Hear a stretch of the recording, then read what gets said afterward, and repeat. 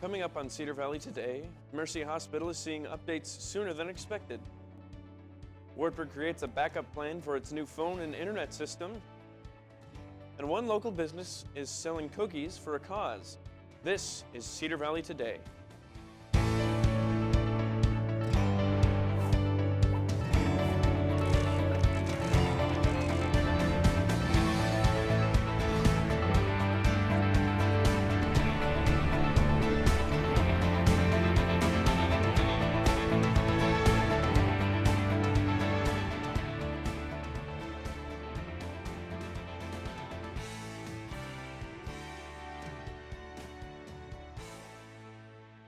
Hello and welcome to Cedar Valley Today. I'm Sam Sides.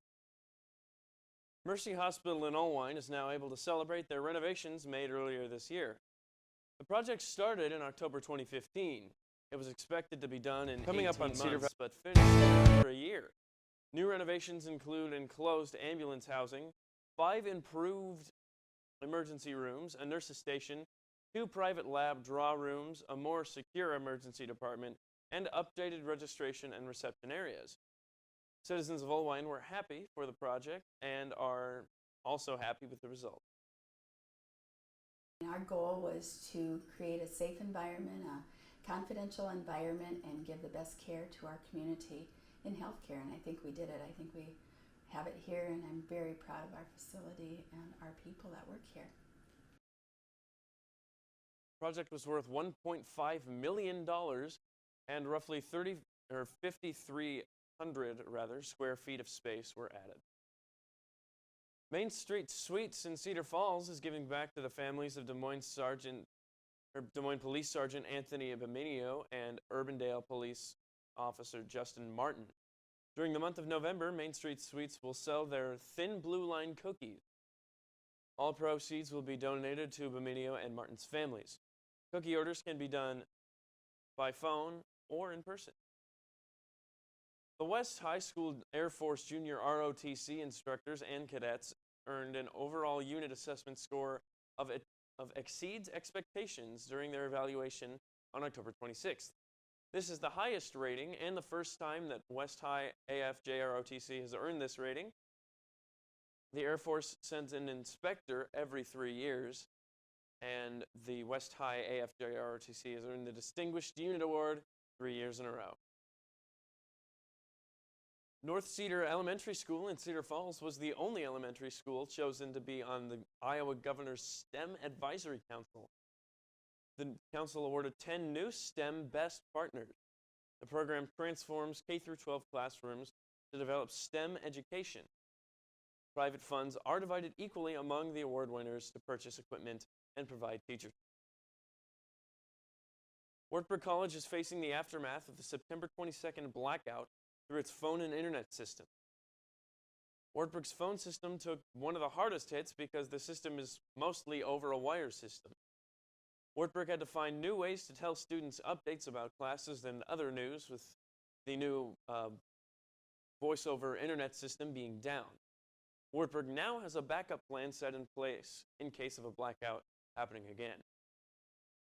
We do not have all of our phones on voice over IP at this point. Some of our phones are still landlines. And so as we continue to move those phones over to the voice over IP, we will continue to research the different opportunities and different options.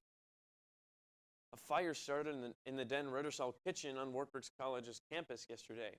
Nobody was injured, but most of the major pieces of equipment were damaged. Assistant Vice President of Dining Services Margaret Empey explains how the fire started. Because there's a malfunction in the charbroiler, and so then what happened was a wire melted, and then it just couldn't contain itself, because as you know, there's grease on the equipment, and so that's how the fire started. After the break, the Cedar Falls Library will host an art workshop this weekend.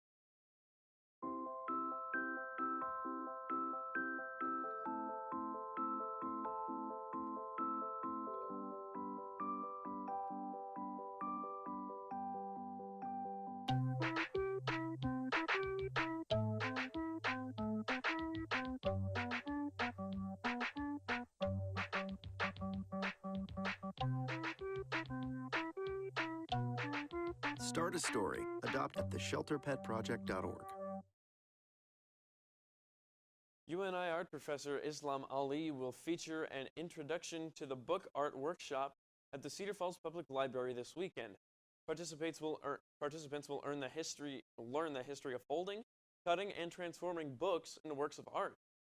The library will provide books for this project. Registration for this workshop is required. On Sunday, the Wartburg College History Club and Phi Alpha Theta Honor Society will host their annual Arlington Cemetery tour at 1 p.m. History professor Terry Lindell will share the forgotten history of Waverly. The tour begins at 1 p.m. There is a $5 admission charge, and reservations are required. Email tyler.amick@wartburg.edu to reserve a spot. The City of Waverly is accepting bids on the sale of a 1999 Fair 842 SI snowblower. A minimum bid of $4,750 is requested. Bid forms can be found on the city's website. Bids also need to be accompanied with a $500 security check. The bids will be accepted until 10 o'clock a.m. on Friday, November 18th, 2016. Bremer County Sheriff's Office is asking to locate the owner of a found dog. The dog is a brown and white male lab mix. It was located at the 1000 block of Yukon Avenue north of Sumner. It has a collar with 3 tags and a bell on it. The tags say 98, Jacobs, 63, and 331 on them. If you recognize this dog or know who the owners are, contact Ruddy Lynn Veterinary Associate at 319-279-3867 or the Bremer County Sheriff's Office at 319-352-5400, option number 3. Next, we take a look at what's trending in the Cedar Valley. Stay with us.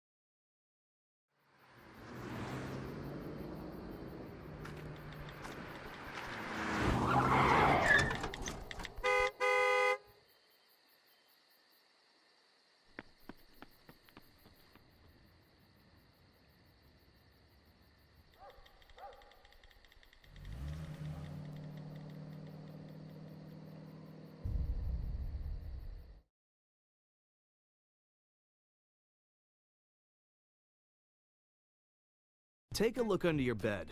Find stuff under there? What about jobs? No? Now try your closet. Still no jobs? Just more stuff? Well, 3 Wartburg Knights were named to the IIAC All-Conference Volleyball team yesterday. Aaron Jones was named the Iowa Conference MVP, and Claire Willenbring and Catherine Nasby were also named to the All-Conference team. The top-seeded Knights will start Iowa Conference tournament play tonight against either Central or Nebraska Wesleyan at the U.S. Cellular Center in Cedar Rapids. The game starts at 7:30. The Waterloo Blackhawks are celebrating Stress Awareness Day by allowing you to smash your pumpkins on camera. For $5 or a jar of peanut butter to be donated to the food bank, you can be in the video to be played at the game tonight. Smashers can also win prizes. It's also student weekend, so be sure to bring your student ID to the game for a discount. Cedar Valley Sportsplex is still taking registrations for Men's Basketball League. Games will be on Wednesday nights at local Waterloo schools starting November 16th. Registration deadline is November 9th, and you can register by stopping into the Sportsplex. We'll be right back after this.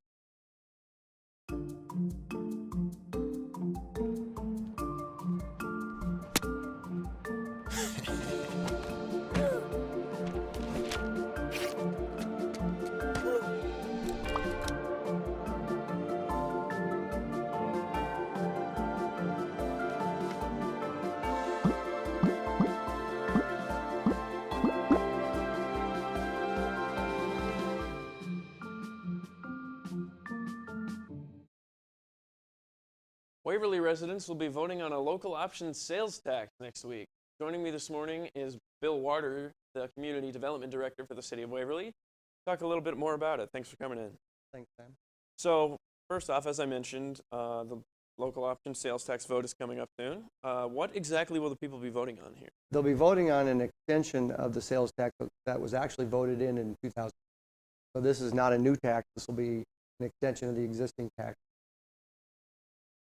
All right. What does that extension entail exactly? It's just a 20-year extension to allow the city to use it for future projects such as a street project, park project, more equipment for the fire department, police department. So what are some of the pros and cons of leaving this in place? Leaving it in place allows just under $1 million a year to be used for the city to upgrade city streets, city collector streets, to do projects that they would be able to do, wouldn't be able to do without without revenue source. Cool. So how can citizens vote on the issue? I think it's on the backside of the ballot, but it's just voting yes on that extension of that tax. Again, it's not a new tax; it's an extension of the existing. That's coming up on election day. On election day, This it's on the Tuesday? ballot. You bet. Okay. So what has this done for the community in the past several years? It helped build the law center, helped build the fire station, variety of streets throughout the community, riverbank improvements, drainage improvements, dry run improvements. It's been $13.6 million will have been spent on projects around the community over this last 16 years. So there seems to be a lot of speculation among some Waverly residents and a lot of division as to whether or not they should pass this or not. You've sort of made a case for it already, but what sort of case would you want to make to people who have their doubt? Well, it continues to upgrade our streets. It's good for that purpose. Extending it for another 20 years will allow the city to plan out capital projects, such as the Cedar River Parkway, the extension and the completion of that, the bridge over the river. It could do other collector streets and other residential streets throughout. So what would happen to revenue if it didn't pass? Well, if it didn't pass, in 19 is when the revenue would stop, because the current tax extends through 2019. And it would just mean less money to use for street improvements, for road improvements, for those kinds of things that we've already been using it. Great. Well, thanks so much for coming in once again. Right. Coming up on election day, get out and vote. Do it. We'll be right back after the break.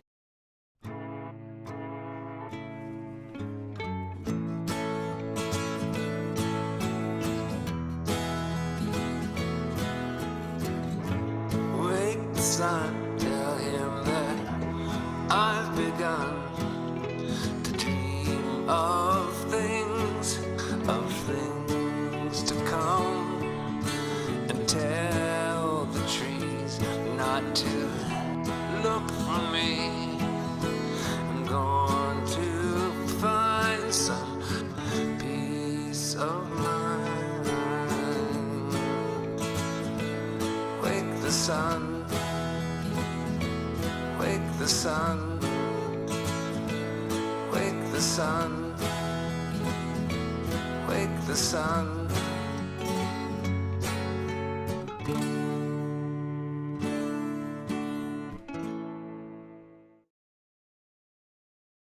The maker of Nutella wants the U.S. Food and Drug Administration to change its classification from a dessert topping to a spread, more like jam or honey. It's a bid by Ferrero to lower the serving size on its labels in the U.S. The current serving is 2 tablespoons, or 37 grams, equaling 200 calories. Ferrero thinks that a smaller serving size with fewer calories might make people a little more likely to grab a jar from the supermarket shelf. Ferrero argues people no longer use the spread as to make ice cream or fill cupcake and other desserts like they did in the 90s. Instead, it says the majority now use it on toast, so they're using smaller portions. The FDA is currently gathering information, asking Nutella customers to tell them how big their portions are. So here's a brief recap of today's top stories. The Mercy Hospital in Allwine sees updates a lot sooner than they expected to. Wartburg is making updates to its new phone and internet systems. Yay. And Cedar Falls Sweets is selling Blue Line cookies in honor of the fallen police officers in Des Moines. Thanks for watching Cedar Valley Today. Be sure to like us on Facebook and follow us on Twitter. Have a great day.